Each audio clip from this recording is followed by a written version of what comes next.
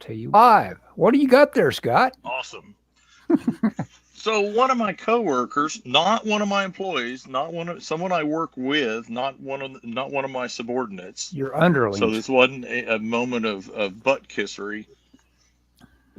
Not Mm-hmm. one of my underlings. One of the salespeople I work with had. The other day I was in his cubicle, and he has all kinds of knickknacks in his cubicle. And he had some Batmobiles. Like, oh, I didn't know they did a Hot Wheels Batmobile. I need to get me one. Today I went over and he says, hey, come by my office before you leave. And I go by and he goes, hey, I got 4 of these. I want you to have one. I go, dude, that's awesome. He's one of those guys that buys stuff and puts it on eBay later. Well, and I'm going to break his heart because I'm not opening it. Everybody's like, don't open it. I'm like, dude, you got to open it. I mean, I don't, to me. Don't open it. Don't open it. Are you you're not saying, no. I want to open it because I want to look at it. I'm just joking. Well, first off, it's got a lot of Ed Roth to it. I love the little the engine mount area. That's pretty cool looking. Oh, dude! I mean, look how cool this is. Yeah, look at that. Get a little more light on it. But I mean, you haven't seen the movie. No, I haven't. I don't know where the camera's. But it's a cool. It looks like. In the movie, from like this angle, it looks like a Dodge Charger or something. Yeah. You know, it looks like an old muscle car. It's got the hood. I don't know what you call these because I don't know car design lingo, but the hood has these edges that swoop up, and you don't see that in modern cars very much. Maybe the Dodge Chargers do that, but that was like I had a Dodge Charger when I was a kid. I had a '74. So it's kind of past the prime of Dodge Chargers, but it was still pretty cool. And it had this where the hood swooped up. A lot of cars did in the late 60s, early 70s. So it's got a real muscle car look. Kind of but then the engine's in the back. Yeah, cool. How cool is that? And it is a V10 Ford engine. Hang on. Sorry, I'm allergic to awesomeness. Yeah, I guess so. Ford makes a V10 that goes in their truck, some of their trucks. Huh. And that's what this engine is. Wow. And so it has a real homemade look to it. You know, it's like he took it's like Batman, but I mean, this is obviously not, but it looks almost like an old, if you look at the front end, it looks like an old Charger, an old Camaro or something. Mm-hmm. And like he took out the whole trunk, and in the movie, I think the engine is right in the back seat, so this is all open, you know, so it's right there, and it's louder than it blazes. Anyway, it's cool. I opened it because I'm gonna draw it. I mean, this is you bet. Anyone that's watched this, I draw Hot Wheel cars a lot. So this will be, I'll be like a kid. This will go in my backpack. I'll take it with me everywhere, man. I wonder if maybe. I wonder if anybody's done a public domain kind of shareware 3D version of it out there. I bet you could do a search for it and maybe find it. Or selling it in their store. But yeah. Anyway, I got that today. Thank you, C.J. Norton. You're a prince among men. I don't care what everyone else in the whole entire company says. No, I mean and what's funny is the guy that gave me this is the guy that sells all of our NASCAR trophies. He's our NASCAR guy, and he's always like crazy rushes, always, and I'm always trying to do him favors, and he's always and a lot of people complain because he just runs around like his hair's on fire. But I'm like, he's doing stuff for freaking NASCAR. They're buying, $30,000, $40,000, $60,000 trophies big customer during NASCAR season for every week. Yeah. And I mean, well, I don't know the business end of a lot of this. I don't know if it's like, in fact, I know for a fact they're not our highest dollar customer, but they're definitely one of our higher profile customers. And we make good money off of them. And so, they're, and he was telling me a story about getting to go to a NASCAR event and, and meeting some guy that was winning was the points leader for the trophy that they were giving out there, and he happened to meet the guy just on the fluke and didn't know who the guy was, and the guy was tickled that he didn't treat him particularly, because apparently the guy, everywhere he goes at an event, people just want his autograph and all this jazz. Mm-hmm. And so he won this trophy, and I don't know this is probably a $30,000 trophy. He won it was like the season thing. The season. It's got Kingpin strangling Spider-Man on it. Yeah, no, this is my drawing. This is my next drawing. But he ordered like 4 more for people in his entourage. Mm-hmm. So he dropped another $120,000 in trophies, just duplicates of the one that he won. Mm-hmm. So anyway, and I told him, when the guy told me the story, I said, you know what, meeting you probably convinced him to pull the trigger on buying those, just kind of because the guy was like, I can't believe how enthusiastic you are about your job, Anyway, yes. Okay. So this is, oh, wait a minute. Before we get started, I don't know if I should do this in front of an audience, but I will. I'm gonna pitch you something. This is not the official offer, but I want you to think about something. Okay. Can I use my Karnak ability and yes. like Johnny Carson used to be? Okay. I'm gonna make you an offer. Make you an offer. So there we go. I've got the card to my forehead. Hell no. Okay, now go ahead. Oh no. Tear the envelope open. Okay, so let me blow into it first. Wait a second. I got to blow into it. Whew. That wasn't no good. Blow into it. Carson used to be great about that. Blow into the envelope. Yeah, well, you'd have to have an actual envelope so you could hear it. Yeah, that's right. Open. Get the sound. Yeah, you're right. Yeah, you got to get the full effect. So, last week we talked about God, I'm blanking on his name. I swear, COVID has taken my memory of names. No, I think that's Richard Corben. Okay, yeah. Probably age. Yeah. Go ahead. Blows to the head, repeated blows to the head. The crushing burden of life. Yeah. Okay, we talked about Richard Corben. Out of my vast library, I pulled 2 art books of Richard Corben's, and you were astonished that I had them. Yes. So you have something I'm interested in that you've talked about selling on eBay, and I've said, before you do, let me know. And I've thought about offering you money for this. It's that blue sketchbook of yours. Oh. This isn't the official offer, but I'm thinking, because I want to look through them first to make sure. They're all very casual sketches. Would you be willing to? Yeah, go ahead. Well, but would you be? I understand that, but would you be willing to entertain the idea of a swap of the 2 Richard Corben books for your sketchbook? Oh, hell yes. Yeah. You said hell no already. Yeah, I know. Okay, I know. let me think about it. Okay, think about it. I know they're worth a lot of money. They're worth a lot of money, but I wouldn't do a turnaround kind of thing for it. In fact, that's the only reason. Come over when I die. You can come over and I'll unannounced.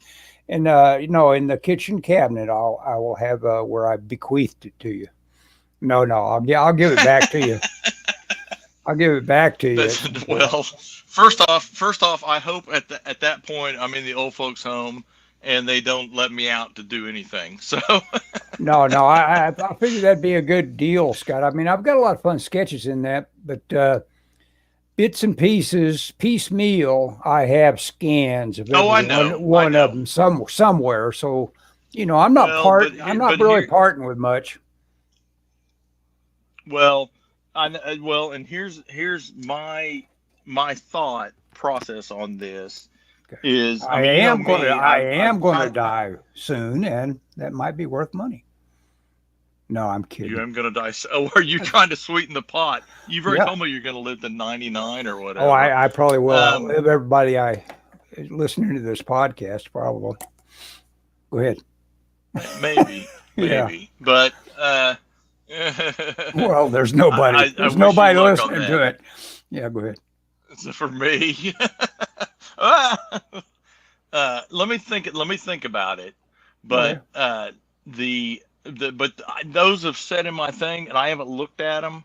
And I just think it would be cool to own something of yours like that. I mean, I have some of your drawings I bought from you and stuff like that. But to me, a sketchbook is like because I know like you've written notes and different things in there, and to me that would be something kind of cool. And I don't think you have any sentimental attachment to it necessarily. Pin numbers, things like that. Yeah. Pin numbers, yeah. And when I get it, I would like your credit card too with the pin numbers.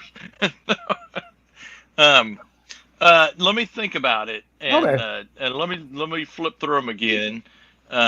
But I know that you were jazzed to see that. And I think you're a bigger Richard Corben fan than I am, and I think that would be something. And like I said, if I thought you were going to turn around and flip them, I'd be a little more hard nosed about. No. But I mean, I've thought about for a while about making you an offer. Have you done the research on both? Have you done the research on both those books in terms of looking at them, seeing what they are worth? Yeah, you need to go ahead and see if that doesn't move you a little bit. I'll do that. I will do that because I think it's only fair that I know what I'm getting myself into. Oh yeah. You can't. Because you're very eager. Yeah. No, but I think I honestly think you'd appreciate them more than I do. Oh yeah, it's that or Flights of Fantasy. You don't own that, do you?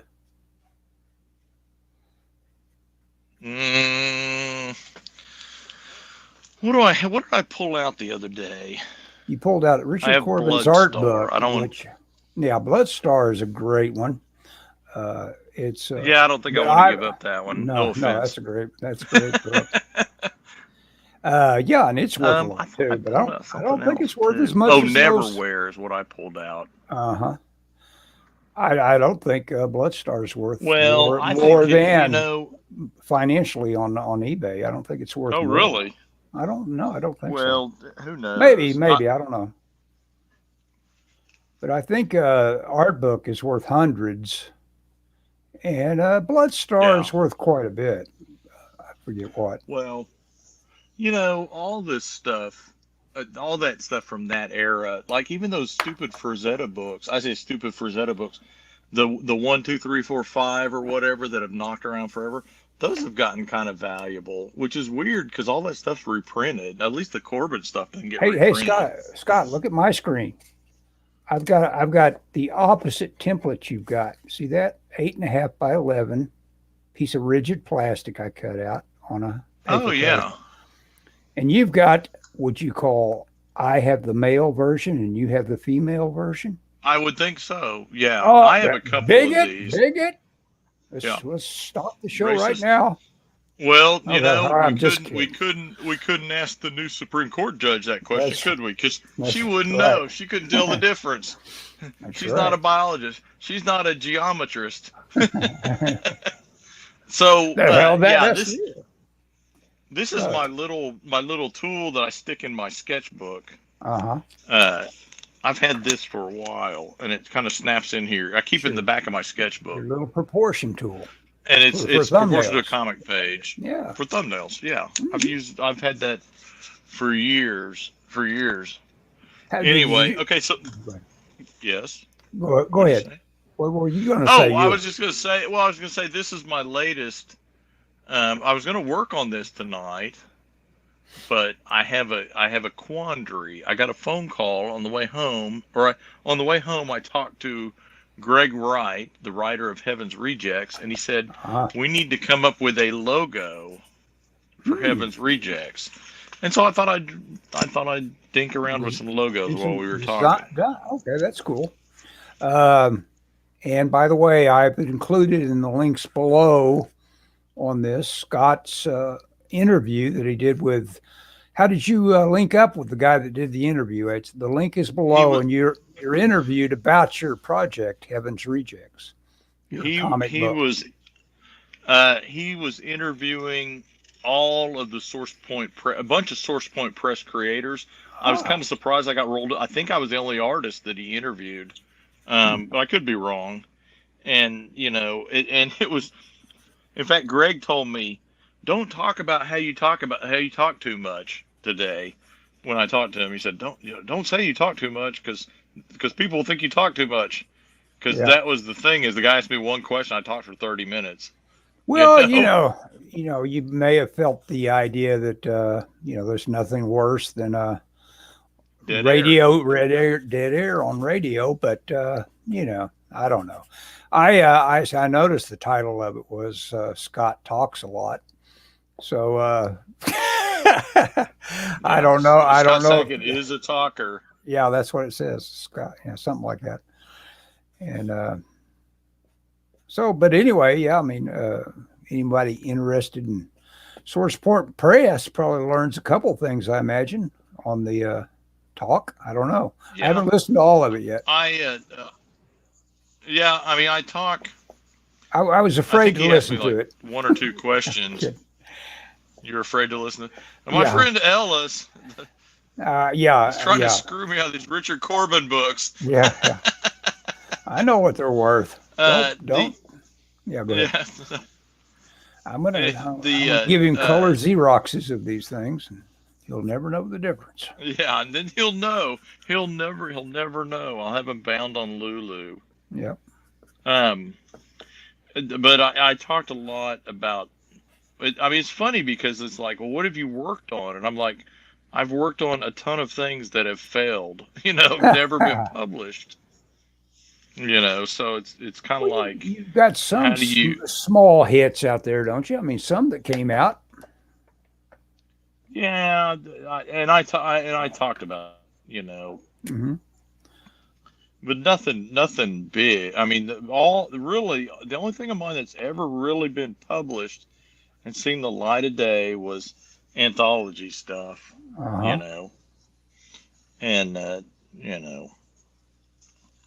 So, but you're a guy with the drive who just can't. But he was asking you the question if you were available. So he was throwing a net out for you and saying, "Hey, Scott here is a talent we know about and you might want to know about." So he did that for you. Yeah, he did. And I mean, I would tell my wife I hate being idle, and I'm doing little things like these, my Spider-Man drawing. So here's my idea for a thing for. I like. What do you think? Yeah. Now his idea was something like wings. I'm gonna butcher these wings with like a Buster symbol between them. Yeah, but I told him I thought that was a little cliche. Mm-hmm. But you want it to read. You want a good, easy read, a quick read, and that's a pretty quick read. Everybody recognizes what a gun is. I'm wondering if there's a more wing-like gun that you could use, but I can't think of one. Yeah, there might be some. I would look up some wacky. What's the name of that gun company that puts up that little 22 I want so bad? Keltec, KEL Tech. Look up some of their guns. They've got the wackiest looking guns you've ever seen, and one of those taken straight into design might be something you want. What if we lose the initials? We got the gun. I'm about to send him this page when I'm done too. But I'm designing tonight too. I'm doing trying to do a thumbnail for an idea of a broken glass. Like I did the research on Abby Normal's brain case. And it found it was probably pretty much the way you put cake in something. It's got that double layer, so that one big heavy glass comes off from the top of another big heavy glass container, And so the top layer is, which will be fun to paint. That'll have depth to it. Oh, that's cool. There, A baseball there you bat. go, Keith. Baseball bat. Mm-hmm. I'm like, we'll even put a. I've been watching The Sopranos, Mm-hmm. and I'm trying to figure. And Tony has a baseball bat under the seat of his car, but I don't know if he's cut it down. I don't know what he's done, and I'm like, I want one of those, just in case, He's just turned it into a little. Into a club. It's basically a club of some sort. Yeah, It may not even be. It looks like a baseball bat. It's about that width, but it may not be a baseball bat. He's turned it into a billy.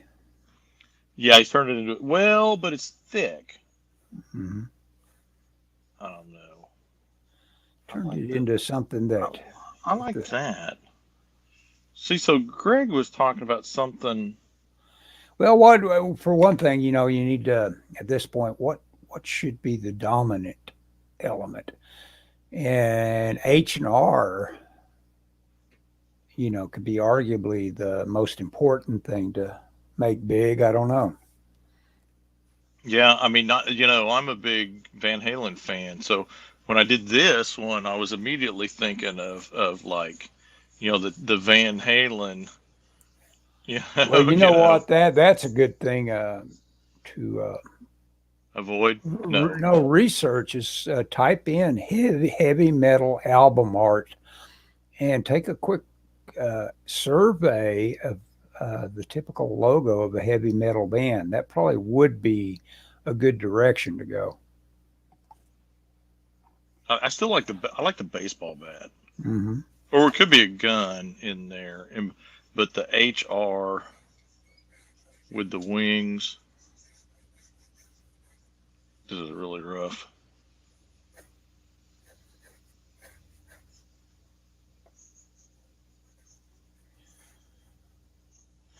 Well, I got 3/4 perspective. I thought it's probably too dull for what I'm doing, but I'm finding it too challenging to go from a worm's eye view to worm's eye view might be more dramatic. It would put what I want to have important right in the viewer's face, which is what we want. And I don't know. Let me think about this. I do want to. So Michelle and I. Go ahead. Michelle and I have been watching a lot of woos, the Daily Woo. Since we walked and you talked about it, I've been watching it, and yeah, it's funny. He's very generous with his knowledge of his own success. He'll share with you how he makes money on YouTube, which is cool. Yeah, in fact, I came home from work today, and Michelle was watching the Daily Woo in some South Carolina, North Carolina town. So Greg was talking about. Can I just say one quick thing about the Daily Woo? Yeah, I think the poor guy has finally got about as bored with theme parks as I would have been after he went to after I'd gone to about 2 of them. He's fine, after about 1,000 theme parks, or just the same trip back and forth to Disneyland. He's finally got he's decided this is getting old. I got to do something else. Yeah, go back. Go ahead and start again. I'm sorry. Well, no. He was going to some town in the south. He's interesting, but you hit it right on the head. He just talks about, hey, oh look, there's a phone. There's there's a phone. Oh look, it's an old cell phone, but let me see if there's a dial. No, there's not. Half the phone's missing, and he's like, I don't hear a dial tone. It's like, well, yeah, no kidding. Payphone. There's a duck. Hello, Mr. Duck. That sort of thing. Look at that. Yeah, look at that duck. Ooh, look, a duck. So this is what Greg was kind of talking about, I think, like the Buster symbol being a halo. I don't know. Yeah. I think a Buster symbol maybe played out. I don't know. He was talking about how I like a halo idea. Oh, you do? A little bit, yeah. The Halo idea is So probably good. what if we had a now I'm gonna have to get reference for guns because I'm not a big gun guy. What if we had like an AK? You're thumbnailing, all right. A gun with wings, maybe. Yeah. No. A gun with a halo. Mm-hmm. Ooh, yeah. I like that because when you see it, you're like, yeah. What Now I've started to design Heaven's Reject logos here instead of working on what I'm working on. There you go. Well, thinking about it. We'll give you. Well, and Greg's thing was, hey man, we got to come with a logo so we can put it on merchandise. I'm like, oh yeah, yes we do. You know. Well, and of course, the other big cliche for heaven is some sort of little cumulus and cloud, and it. You know what I like? Oh, you know what? A crown. A crown with a crown, maybe a. I'll show you my logo. I'm looking up there on the big screen, so I'm a little bit behind. Okay, here I got to outline it in ink a little bit so you can tell what's going on. Here's my cloud. It's going to have something that's obviously fallen through it, and that's it right there. Rejected. Yeah. They thought they could tread in the heavenly heavenly clouds, but tread heavy on the. They thought they could tread heavy on the. Oh yeah, and then what's left is the old cartoony. What do you call it? The halo spinning madly on top of it. Oh yeah, you could have all three halos on the cloud glowing. And then on the cloud, of course, in puffy letters, you could have HR. There we go. There's my contribution. Ugly as sin. There we go. That's what you ugly. Oh, that should be our next arc. That should be our next arc. Ugly as sin. Yeah, a whole bunch of monsters and stuff. Yeah. Yeah, share that with him. Share that. A writer just instantly starts thinking of a story once he gets a prompt. Yeah, that's all a writer needs. Give me a little prompt. I can do something with it. A gun and a crown. I don't know about that. That's a little maybe. No, I didn't have any good graphic idea there. I just got a. It's too mushy. A good graphic idea is oh yeah, pretty easy to take. You told a story. Yeah, you were more a it wasn't an image, it was a sequence. But I'm always surprised, when you buy a big, nice, impressive coffee table book that has Pixar art for some big project.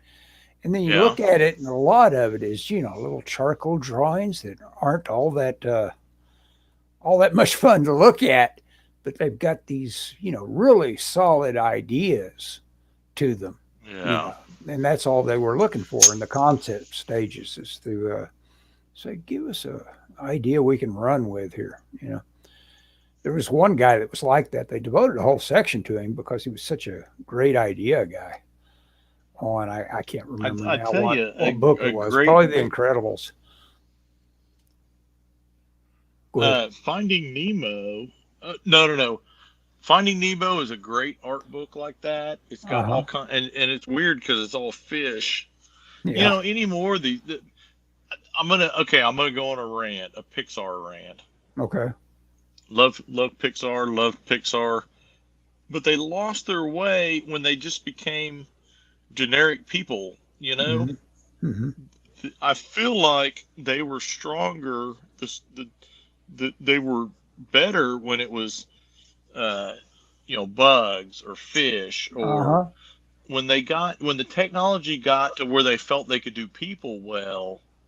Even though, as much as I love The Incredibles, that was at that point it was kind of like, well, they kind of just became another animation company. Yeah. It kind of lost something.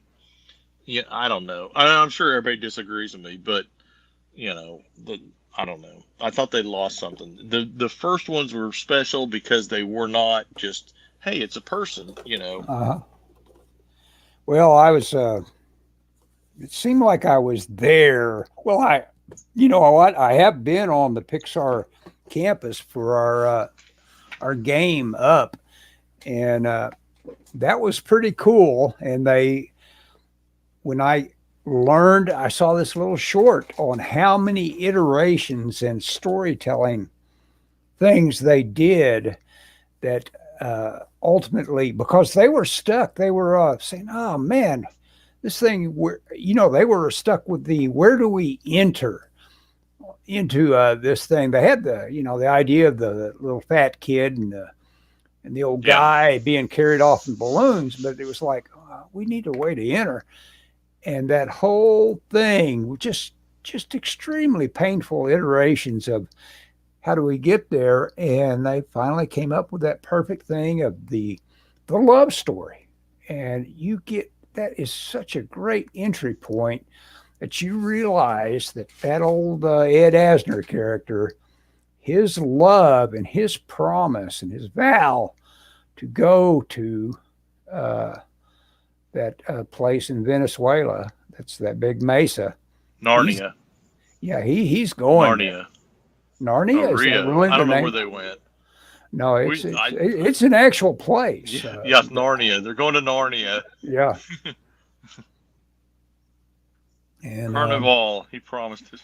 But when they got that, it's like, oh, watch all the pieces start to click now. We got this, And so, it's fun. And I was listening to some talk. I don't know why it came up all of a sudden. It's like I say, the zeitgeist, but everyone was talking about John Carter of Mars again recently, and yeah, that Brad Bird thing of not Brad Bird. What's his other the Stanton, I guess. Yeah. Oh yeah, Joe Stanton or whatever. Yeah, or Andrew. I forget. Andrew which. Stanton. That's right. Yeah. The funny thing. Oh, he's a big. I think it's him. That's one of the Pixar directors. Or he's Disney. Anyway, the big John Byrne fan in the John Byrne forum. Huh. I think it may be him. Anyway, the actress that was in that movie recently was interviewed by like Variety or something also. So that may be what brought that to the forefront.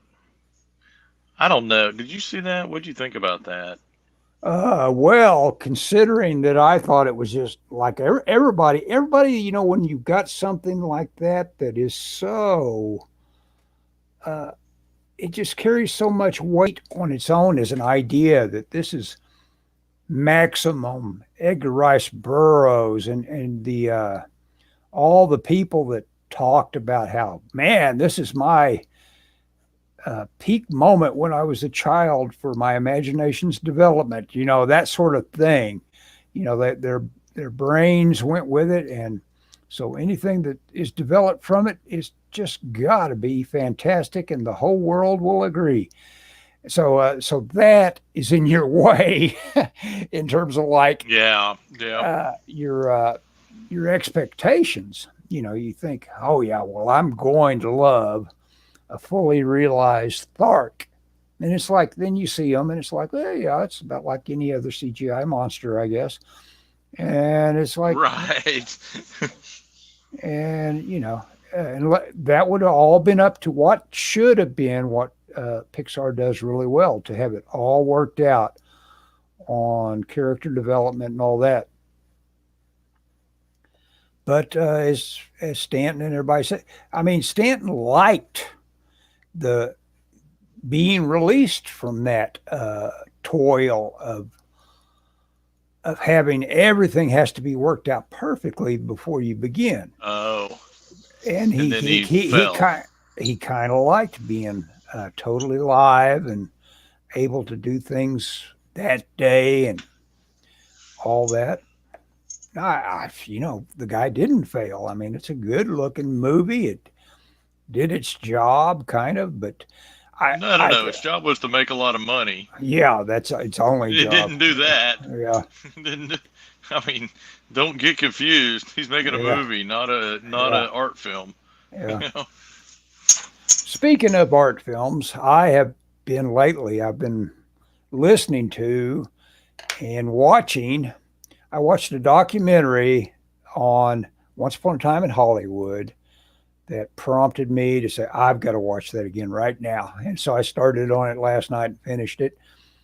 And like I commented in an email, there's nothing like watching a Quentin Tarantino movie a second time and realizing, man, that just shortened by half in relative of, my, is it relative? Yeah, in my relative perception, it just seemed like it went by twice as fast and I enjoyed it twice as much. So that's something to think about with Tarantino movies. Like, give them a chance if you didn't like it that much, or if you like kind of almost dreading it. Now that didn't work for me on Death Proof, but well, that one's hard to take. That may be. These are ideas I'm given. Oh yeah.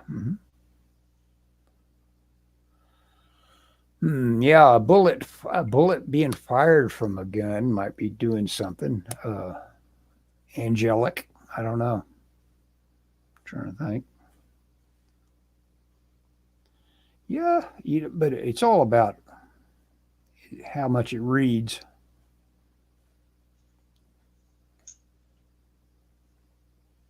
I'm doing something called little layouts for something called Troll Guts.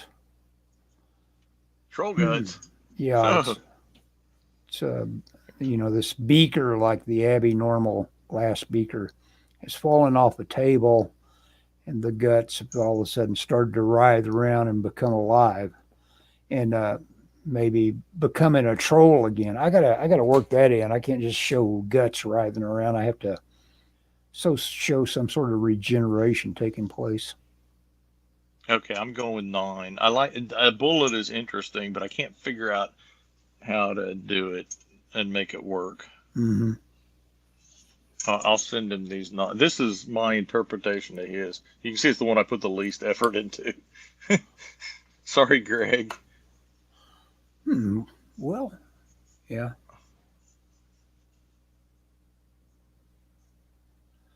Yeah.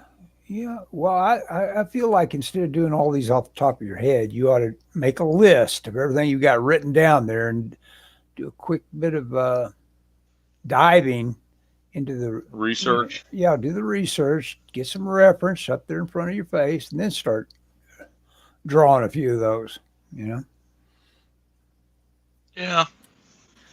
It may. We'll see. I mean, I'll do that. I mean, we're not locked. We're not locked in anything yet, for sure.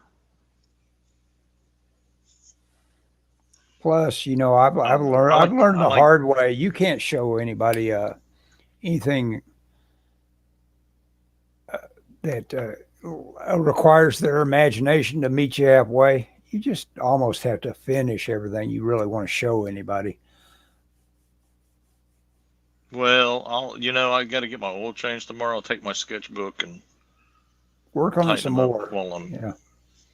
I'll work on it some more. Maybe I'll do another page of referenced ones or something. Mm-hmm.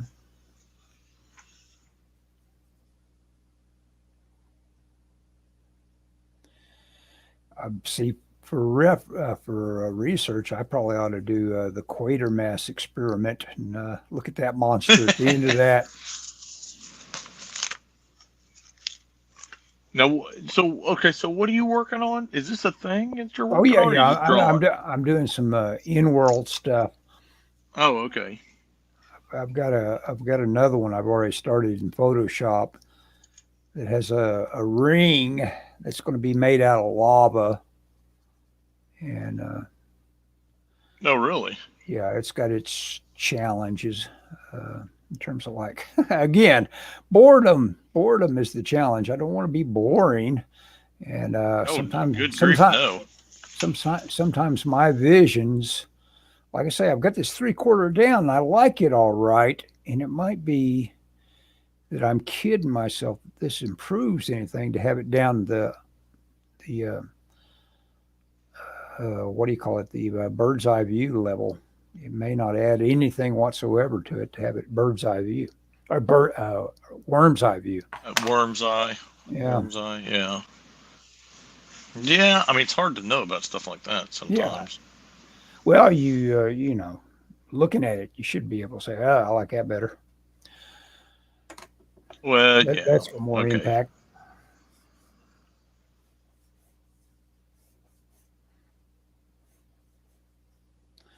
For instance, like how much do chair legs add to anything? They don't add a thing to it, other than you believe it now that it's a table. It's a leg. But I'd rather just have the plane of the table being what's involved, so that that the composition isn't detracted from by a big vertical leg. I want to be in charge of all the flows. And if I think a leg is absolutely essential on the table, it says, oh, look at that big vertical. Where does that want to lead my eye? Ooh, nowhere? Okay. That's instantly like nullified any composition. Well, why don't you wrap the guts where the leg leads around to the guts? There you go. Maybe maybe around. That's a good idea. Or even piled up at the top of the leg. No, that's a great idea. It kind of goes. I'll give it a bias. Snakes down and give it a bias on that part of the table that's got the leg coming down, and that will be a nice vertical for the composition. Yeah, I like that. That's make the. And what if you moved your camera? I like the one that's half finished on the left there. Oh, you like that? I like that angle. Yeah, I like that. Well, I like that angle of the leg because it is more interesting than. Yeah, make it angled, huh? So what if make it angled, and what if the guts like go either wrap around or go up in front of it? Yeah. No, that's good. Yeah, the depth. Well, I just had a pretty fair intuitive leap here because this looks like the monster from The Fiend Without a Face, which is basically a detached brain. That might be a good regeneration thing if the guts are producing a spine and maybe even a little bit of a brain that is trying to link up and got that sort of stuff going on. Yeah. Yeah, these little. So what did you do today? Oh, I went for my walk and came back. I've had. I better not go into that in any sort of public forum. I'll tell you about it sometime. Okay. It involves my neighbors and having to. You might want. Yeah, keep away from that, and make sure I got to watch myself in terms of like saying, "Oh, what a racist," and that sort of stuff. Well, and the problem is your neighbor's not whatever kind of nationality they are or whatever. It doesn't have anything to do with that. It has to do with issues with your neighbors. Yeah, that is the main issue. Even though, no, I'm not gonna. Yeah, no. Yeah, drop it at that. Stop there. Stop there. Even though, cut the mic. Cut the mic. Yeah. I'm trying to think of who recently was. Oh, have you ever seen? Oh, yeah, I didn't talk myself out of Once Upon a Time in Hollywood because I'm digging for one thing the audiobook. Everybody should read Once Upon a Time in Hollywood because it's got a lot of really fun details that Tarantino. The documentary I sent links to you guys. It very blasé, it says in a very blasé way. It says, and Tarantino has announced his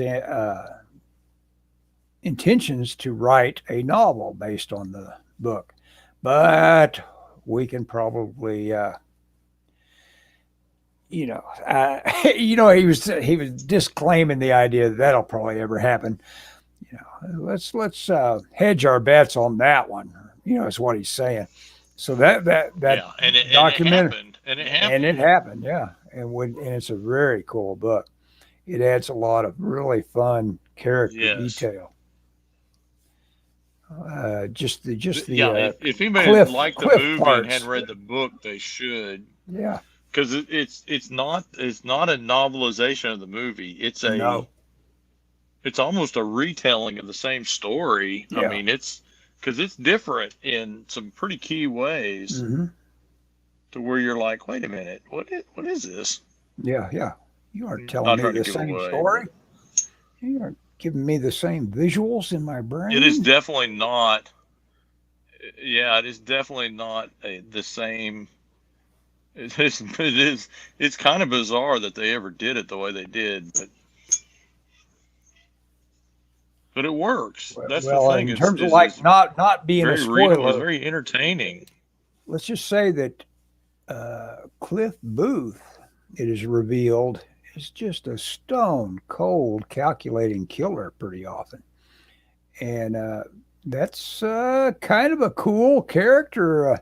It adds a lot of odd weight to the character to realize, hey, this guy is not only hardcore. You just got to watch him. He's got a little something there that other people don't have. He's trouble is what he is. Yeah. and Kurt Russell is kind of redeemed for getting rid of. Yeah. Kurt Russell's there. Here. Yeah, my wife has always hated you. Yeah. I love that Kurt Russell part. Yeah, Oh yeah. He does that. What's the Kurt Russell part you don't love? Oh, that's true. And that guy. There was a guy that was the most cynical man. He hated everything that he reviewed. His name was Duncan Shepard. I'll probably never forget that name. He was a reviewer for the Reader in the San Diego Reader. But he loved him. He loved him some Kurt Russell, and there was just almost nothing he didn't almost like stand in awe of something that Kurt Russell recently showed him as an actor. Yeah. I remember his reaction to all his adjectives and stuff for Tombstone. He really got into how much that Earp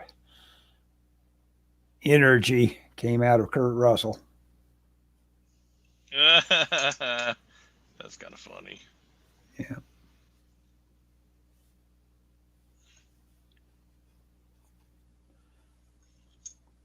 I always think I'm going to be watching that again, and I never start on it. There's lots of stories, and Russell didn't want to diminish that guy that they were working with. That was had quite a history as a director. But everybody, I guess they figure the story can be safely be told now that, Russell stepped up and said, okay, this guy's too sick. And he just took over the direction of it, basically. And pretty much. Oh, really? Oh, yeah. Oh, yeah. He pretty much gave us the film. It wouldn't have happened otherwise. He stepped up and started directing. Well, I'm a big Kurt Russell fan. Oh, yeah. That documentary I sent you a link to, watch that. Sure. It's got a little bit of Kurt Russell as a child. I will have to watch that. I saw that. My problem is if I get stuff in the daytime, I can't really just, I'm at work. I'm trying to encourage my employees not to just be glued to their phone. And you probably aren't. Okay, guys. Well, see, now my big problem is I didn't have time. Yeah. Yeah. My big problem is I can't. Now I got to find. Well, that'll be easy to insert. I just need to have glass fragments and plus it wouldn't hurt anything to have the guts having the glass stuck in it. It wouldn't hurt anything. Yeah. Well, not unless it was your guts. Yeah.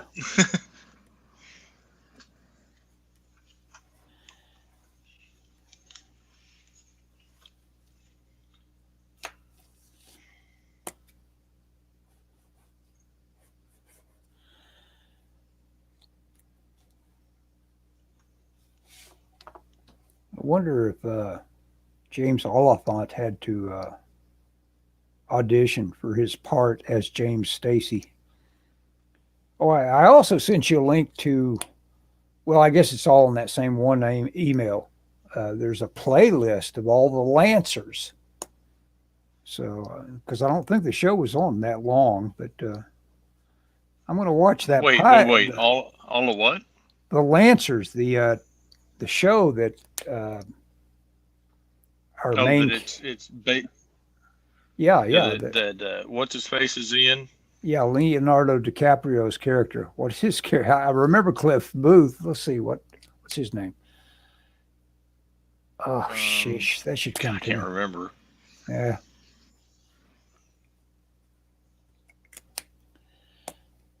Because he was Bounty Law with Bounty Law.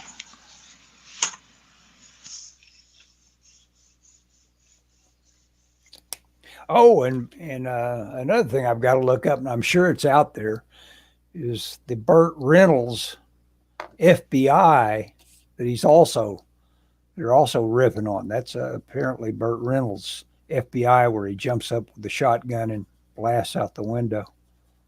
Oh, yeah. So I want to find that one. That'll be fun to watch.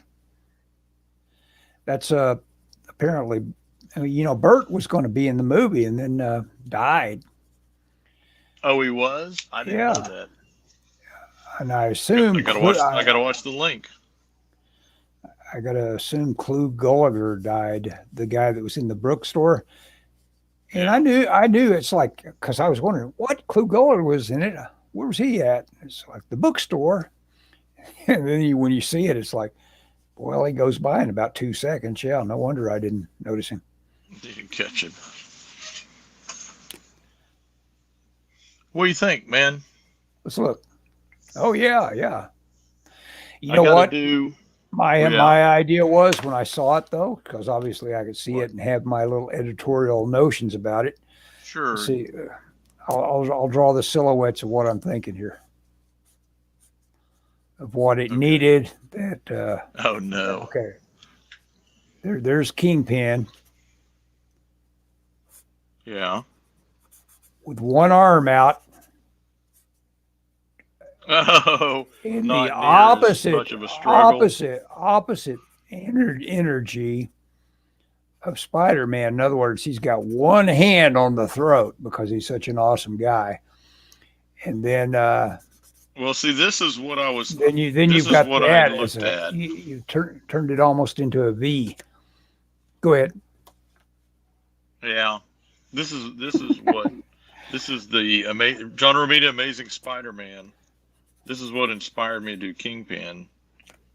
Oh yeah. And I'm trying to do. When I'm done, I want it to look like this style, kind of. Mm-hmm. You know, no, it won't. Well, that's exactly where the scale right there on that one. But that just shows you scale measuring. Like I say, or I've said before, is drawing is measuring. Drawing is measuring. He's got that one shot of Spider-Man leaping up, going for his throat, and he's bigger than Kingpin. So, you know, he didn't have Photoshop. Basically, he could have grabbed him real quick and scaled him. So let me get this back in order.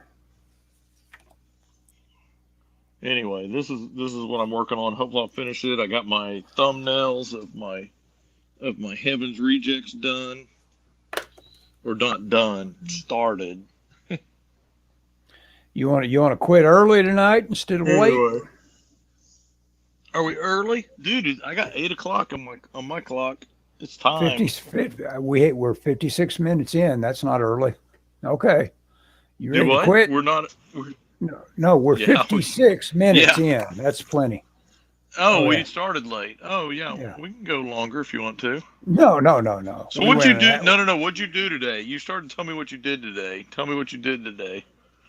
Well, I went for the walk and came home and knocked about with these Photoshop notions I had, brought in a lot of reference, added them on layers, that's right, I did do a whole Photoshop drawing today because I decided I was going to just paint into my reference.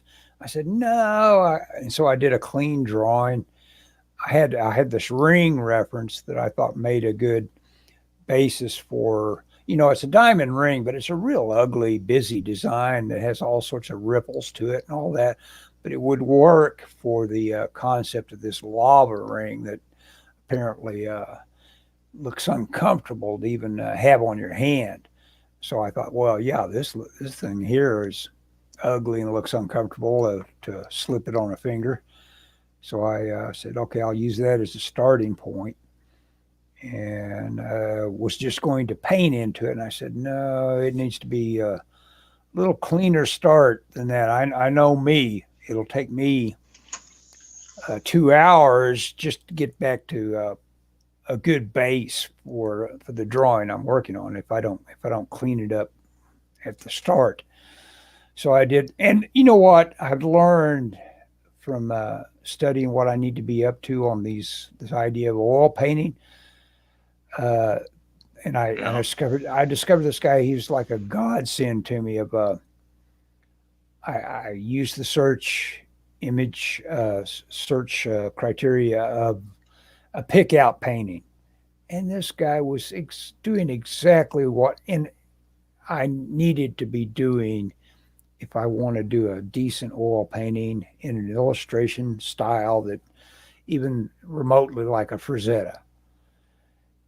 Because that's what Frazetta did. He worked very thin to thick, and he had a really strong drawing underneath it that he started and then had a nice little glaze wash over, and then worked up and barely got thick with it to bring about to model it and render it.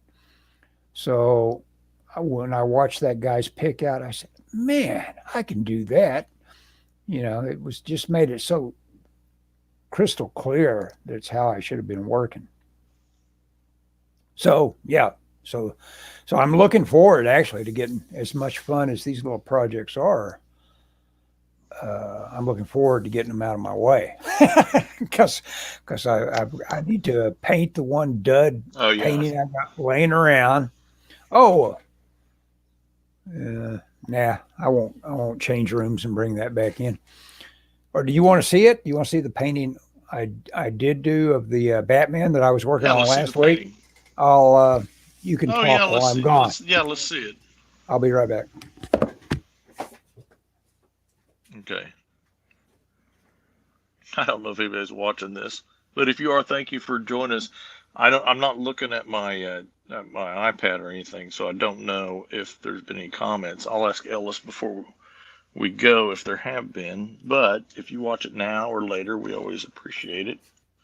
I think we're constantly surprised when people do watch this, but we do have a few faithful followers, and we're grateful for that. If you check out the link below, Ellis is going to put a link to my interview with Cody Johnson of Comics Chat Authority, where I talk about Heaven's Rejects and all of my rejected submissions.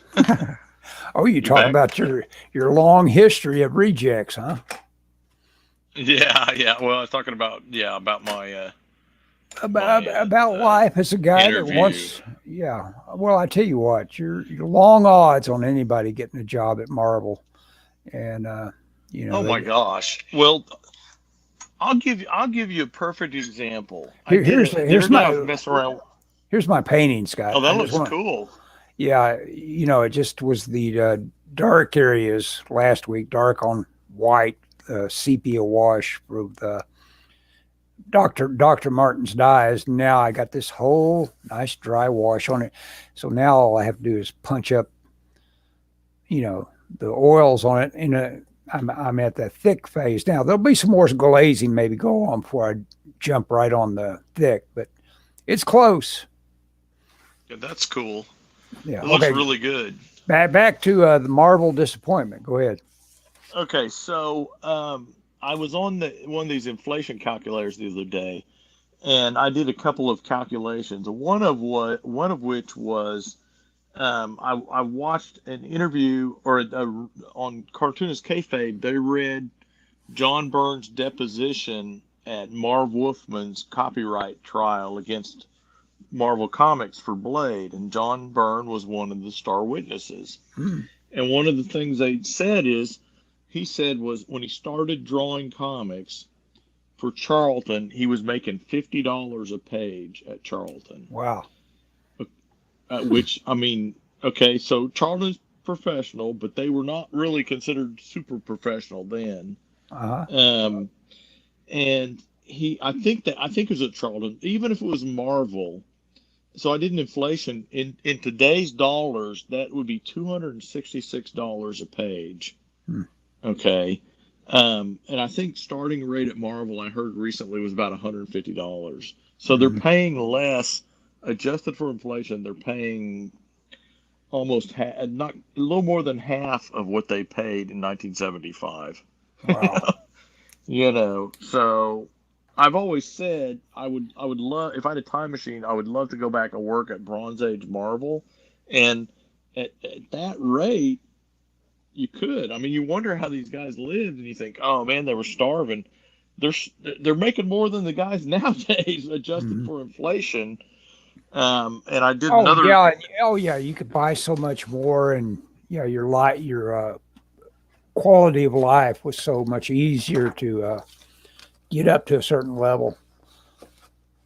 Oh my gosh, people don't understand how much inflation has destroyed our quality of life in this country and in society as a whole. But here's the drawing of the anyway. Here's the drawing of the lava ring.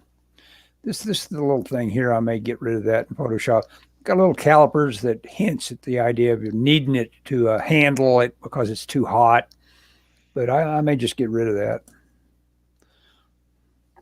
I think it kind of works that there's some kind of mechanical thing. It helps. It's not a ring like you wear on your finger though, is it? Well, it's supposed to be, and yet it's got fingers holding it, which instantly says, that's too big. That's not the right. That's what you need to do, scale it in. Yeah, I'd have to blow those fingers up. You're right. See, drawing is measuring. There's an example of a screw up. It's a nice looking drawing though, man. Thanks. Well, like I say, I just modify it in Photoshop, man. Yeah, I think I will. I think I'll just make it just a little less of that thumb and finger, and if I bring the whole thing down and actually enlarge them, I would put it on a separate layer enlarge them to cover, to cover that whole thing. Yeah. Not the whole thing, but then, just put it there and go with it. And it will actually help sell the idea that it's a ring if you get it to the same, you may not want to show as much of it, but. Yeah. Yeah, you know what? It's all just getting a little bit wonky. It just looks like a pastry and all that instead of what I'm after. Well, I'll have to do it in color. Oh yeah, it's got to be in color. Yeah. Well, there you go. It won't look like a pastry when you do it in color. Unless you yeah. No, I could pull off the textures and make it glint and all that to where it was rock and everything like that. I could make it rock looking. Yeah, put a glow on it or something so it looks hot. Yeah, so it looks hot. Well, Scott, now we are over an hour. You ready to quit? Yep. Are we ready? Yep. Yep. So everybody that eventually finds this oil change in the Subaru. Good old oil changes. I hope they don't trap you some way or other. That's always irritating. If you get in some car dealer and it's like, okay, now we've got your car up on the thing or whatever. It's like, and everybody had the guy had a set. He's sick. He's got all the wheels off your car. I don't know. Now you got to wait. That happened to you, didn't it? Did you? Yeah, it did. Or a tire place? I was there all day long. Yeah. I was trapped. Okay, and it was on one of these. It was one of the worst day of the year in terms of like wintry cold. When I would have said, okay, I don't care, I'll go out to the park. I couldn't, survival-wise. I just couldn't do it. Right. Okay. Well, I'm going to take my sketchbook, unlike you. So. Yeah. I was stuck with nothing. No book, nothing. And then that's when I need some typing paper and an ink pen. That's when I learned that the grocery store, that Crest does not have magazines or books. It's like, oh man. Oh yeah. That's the only place I can survive to walk to, and it's got nothing. Yeah. No, they don't have any kind of newsstand. They have the horoscope stuff and the stuff on the checkout, but that's it, man. And I'm people think I might be a wimp not getting out of foot to go the extra mile down to the super Walmart. No, it was Arctic. Oh no, it was too cold. It was bad that day. You were really bundled up. Yeah, it was really bad that day. Okay, well, Scott, I will see you later. Okay, by the way, let me just tell you that Spider-Man's really good. His figure is really well thought through behind him there. Oh, thank you. I appreciate that. Yeah. I do, man. Okay, take it easy. We'll end the broadcast now. Okay, see you later, Ellis. Bye-bye.